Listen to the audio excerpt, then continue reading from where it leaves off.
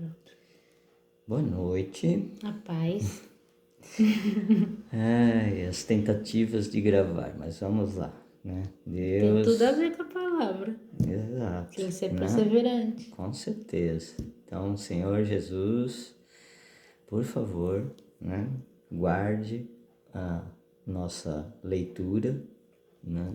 Nós vamos fazer agora, nessa sexta-feira, que é início do sábado do Senhor, dia 7 de março de 2025, a gravação do culto no lar, que algumas horas atrás nós fizemos, né? Lemos ela com a família aqui em casa, né? Então, o tema é sobre crise, a melhor hora para acontecer um milagre. Então, começa com uma palavra do livro de Tiago, capítulo 1, versículos 2 ao 8, que diz assim: Meus irmãos, considerem motivo de grande alegria o fato de passarem por diversas provações, pois vocês sabem que a prova da sua fé produz perseverança, e a perseverança deve ter ação completa, a fim de que vocês sejam maduros e íntegros, sem lhes faltar coisa alguma. Se algum de vocês tem falta de sabedoria, peça a Deus, que a todos dá livremente de boa vontade, e lhe será concedida. Peça, porém, com fé, sem duvidar, pois aquele que duvida é semelhante à onda do mar, levada e agitada pelo vento. Não pense tal homem que receberá coisa alguma do Senhor. É alguém que tem mente dividida e é instável em tudo que faz. Então, assim, quantos de nós, né, conseguimos nos alegrar em meio às provações? Quantos pedem sabedoria ao Senhor? Quantos exercitam a sua fé? Quantos vão até a fonte certa? Vamos aprender com a história de uma mulher que tinha acabado de perder o marido e passar pela maior crise da sua vida. Então, lá em 2 Reis, capítulo 4, versículos 1 ao 7, resumindo aqui, é a história de uma mulher que ficou viúva e ela foi ao encontro do profeta Eliseu, né? Detalhe, o marido dela era discípulo de um profeta. Discípulo de Eliseu. Não, só fala discípulo dos profetas, ela não especificou se era exatamente dele. Mas, enfim. Falou, é verdade, seu servo.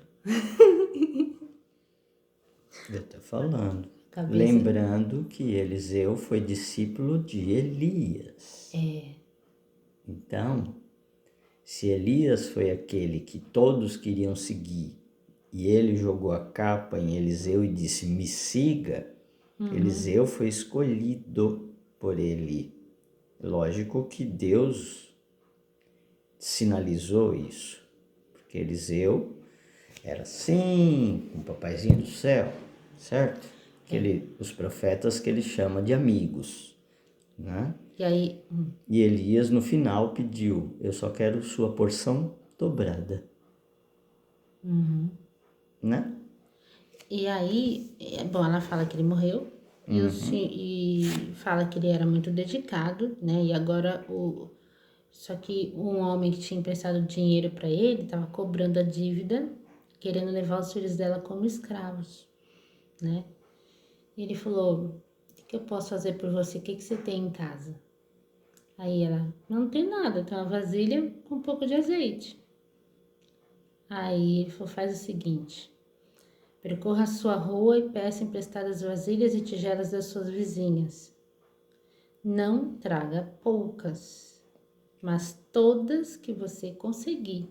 Ele falou você, ela não falou para mandar outras pessoas, né?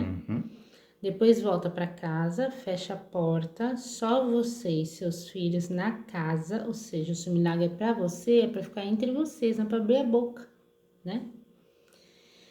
E enche de azeite. Quando todas as vasilhas e tigelas estavam cheias, aí, né, vasilha até encher e deixa de lado, né? Que era, aí ela pegou e fez o que ele mandou, mais ou menos, que ela mandou os filhos buscarem as vasilhas, né?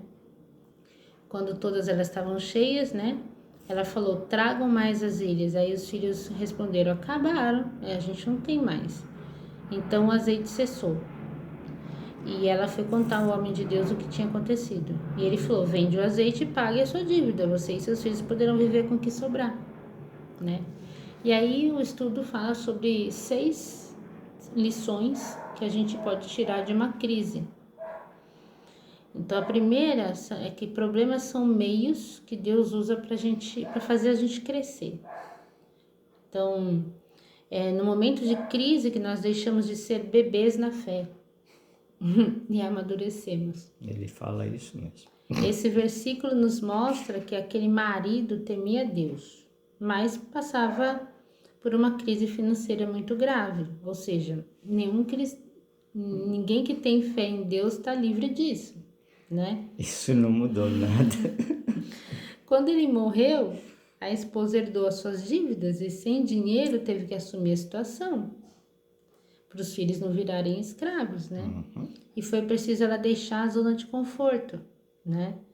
E tomar a atitude de procurar o profeta em busca de uma solução para o problema. Isso mostra que a crise nos ensina coisas que a gente não ia aprender de outra forma. Segundo ponto, o milagre ele depende da nossa entrega a Deus. Então, para operar um milagre em nossas vidas, Deus não precisa de muita coisa. Assim como o Senhor livrou aquela família da crise através de uma simples vasilha com um pouco de azeite, Ele pode fazer o mesmo por você. Basta você entregar a Ele tudo que tem e confiar. Pouco com Deus se torna muito. Aquilo que você fala, gente, mas eu comecei agora, vai demorar anos para esse negócio dar certo, entendeu? Ele sabe todos os caminhos. Tanto é verdade que Jesus, com apenas 5 pães e 2 peixinhos, alimentou milhares de pessoas, né? 2 vezes. Então, Deus pode usar pessoas também para nos abençoar, é o terceiro ponto. Quando falou, vá pedir emprestado as vasilhas a todos os vizinhos, né? A Bíblia conta que para sair da crise, aquela viúva ela teve que pegar as vasilhas emprestadas. Agora, imagina se ela tivesse treta com as vizinhas. Ia ficar difícil, né? Então, na crise, Sim. conte com as pessoas que você sabe que pode contar. E às vezes você vai descobrir que você poderia contar com alguns que você nem imaginava. E outros vão virar as costas que você fala, meu Deus. Geralmente os mais próximos. Então, se não houvesse harmonia entre ela e as vizinhas, né? Como é que ela ia fazer? Porque Paulo mesmo disse lá em Romanos, capítulo 12, versículo 18.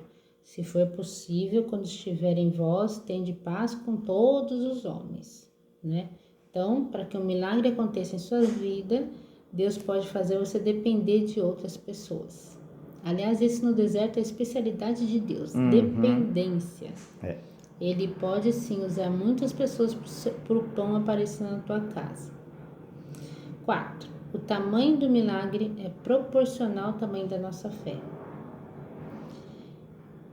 Ele deixou bem claro, peça muitas vasilhas. Então, se ela já era mulher de um cara que era discípulo de um profeta, ela recorreu ao profeta.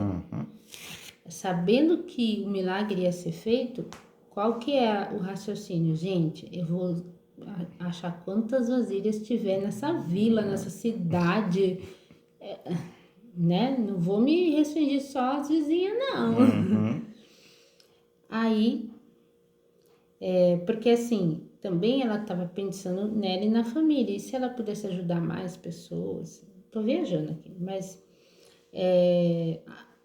ao fazer isso, Deus queria provar a fé da viúva. Ele queria saber se ela realmente acreditava que o número de vasilhas seria proporcional ao tamanho do milagre a ser realizado. Então, se você sabe que o Senhor promete derramar bênçãos sem medida por causa da obediência, tenha fé e prepare muitas vasilhas. Não espere pouca coisa de um Deus tão grande. Outra coisa, a fonte do milagre é inesgotável.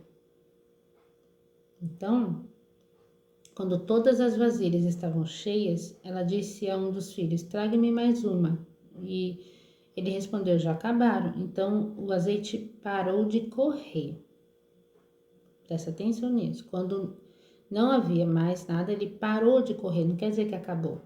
Então, mais tarde, depois de uma outra situação, se ela precisasse de mais azeite para vender, ela ia na fonte e pronto, né?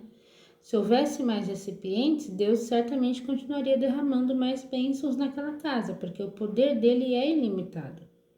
Isso significa que, se você crê, Deus vai suprir todas as suas necessidades, independente do tamanho delas. Deus sabia que ela estava viúva, que ela não ia mais ter marido para cuidar dela. Não ia resolver só a questão da dívida. Depois, ela não ia comer mais? Não. Palavra que Jesus deixou para os discípulos e para todos os seguidores, principalmente, cuidem dos órfãos E das das viúvas. Então, no milagre, por último, né? No milagre existe a nossa parte e a de Deus. Aquilo que é o impossível, deixa com ele, que é o quê? Fazer o azeite correr, né? Sendo que ela só tinha um tiquinho assim, ele multiplicou. Mas a parte que cabia a ela, ele não vai fazer. Então, ela foi, contou tudo ao homem de Deus e ele falou: vai e venda o azeite, pague suas dívidas, né? E então E viva com o restante. depois que todas as vasilhas estavam transbordando de azeite, a viúva foi até o profeta e ela não ficou parada, apenas contemplando o milagre, Foi né? receber mais orientação. Em seguida, ela seguiu as ordens do homem de Deus e foi vender o azeite. Vemos aí um grande exemplo de obediência à palavra de Deus e de trabalho. Então, ele vai te dar as fontes inesgotáveis, né? Mas isso não quer dizer que você vai ficar de perna pro ar. Você vai ter muito o que fazer. As vasilhas de azeite não se venderiam sozinhas. A mulher e seus filhos tiveram que bater de porta em porta para vender aquele óleo. E certamente ele também abriu essas portas. Sim. Entendeu? O fruto dessa atitude foi o dinheiro que quitou as dívidas da família e livrou os filhos da escravidão. Por isso, se você estiver em crise, peça sabedoria a Deus, para que possa enxergar o melhor caminho e fazer a sua parte. Esse relato bíblico nos ensina que em tempos de crise, devemos bater na porta certa. Ela foi no cara, né? Por maior que seja o problema, não negocie com o diabo. Não apela, igual Saul fez, né? Que a gente leu hoje cedo. Pois ele deseja te escravizar, como queria fazer com os filhos dela, né? Da viúva. Antes, procure a Deus e fale com ele sobre as coisas que te afligem. Não se acomode com uma vida derrotada. Amém? Amém. Então é isso, né? Quando você pede uma coisa para Deus, Ele te dá oportunidade para você crescer dentro daquilo que você precisa. Mas Ele anda junto com você, né? Então, uma diferença brutal de você tentar resolver tudo com a sua força e a sua sabedoria, né? Porque nós temos, isso foi nos dado, né? Inteligência e tudo. Alguns não usam, né? Mas tudo bem. E você, primeiro, pedir a Deus, vá comigo, né? De novo, Êxodo 33. Moisés, se o Senhor não for comigo, eu nem saio. Porque a hora que chegar lá e os inimigos bater de frente, se o Senhor não tiver, já era. Então, se o Senhor for, eu vou. Né? E com a sua sabedoria, não com a minha. Me dê o seu discernimento. Abra os meus olhos com a sua visão. Abra os meus ouvidos com o seu ouvido. Né? Faça eu sentir no meu coração quem eu devo estar ao lado e quem eu não devo estar ao lado. Porque só o Senhor tem essa sabedoria. Né? Discernimento, né? Então é isso. É igual, por exemplo, a gente estava tentando gravar antes desse vídeo que tá dando certo. E O vídeo parou, por quê? Porque tava sem armazenamento aqui no No tablet. tablet. Ou seja, quando a gente só usa o nosso entendimento, é como eu tentando gravar algo só na memória de um dispositivo, que é limitado. Porém, quando eu uso a nuvem, entendeu? Quando eu falo, Senhor, me ajuda. Quer dizer, tudo lá é ilimitado. Aí eu consigo, né, render mais. Um computador hoje em dia, sem acesso à internet, as pessoas nem conseguem falar para que serve. Mas, por exemplo, o Ralph também é da época que a gente usava o computador e não tinha acesso à internet. Acesso à internet discada. E pra gente já era, né, um super avanço, porque só entrava depois da meia-noite. Você fez curso de datilografia, não fez? É da máquina de escrever para um computador. Máquina de escrever nem era elétrica. Mesmo. Meu Deus do céu, meus cabelos brancos aqui. Então, assim, de uma máquina de escrever para um computador que nem tinha acesso à internet já foi um salto. Nossa, agora tudo é touch. Né? Agora, se vai falar para uma criança, né, hoje em dia, ou para um adolescente que, olha, eu vou te dar um computador, mas você não vai acessar a internet, ele vai falar para quê? Serve para quê? É a mesma coisa. Então, eu vou desenvolver um trabalho, mas eu não vou chamar Deus para fazer junto esse trabalho. Aí, quem sabe o que é trabalhar com Deus vai perguntar, para quê? Você vai ficar aí só no seu cantinho, não limitado? faz sentido, entendeu? Eu espero isso, sabe? Que os nossos filhos, né, tenham essa reação de se alguém falar para eles, então, vamos fazer tal coisa. Mas você perguntou para Deus, Deus está indo com a gente? Vamos fazer uma oração? Tá indo à frente, né? E se a pessoa falar, mas para quê? Como assim para quê?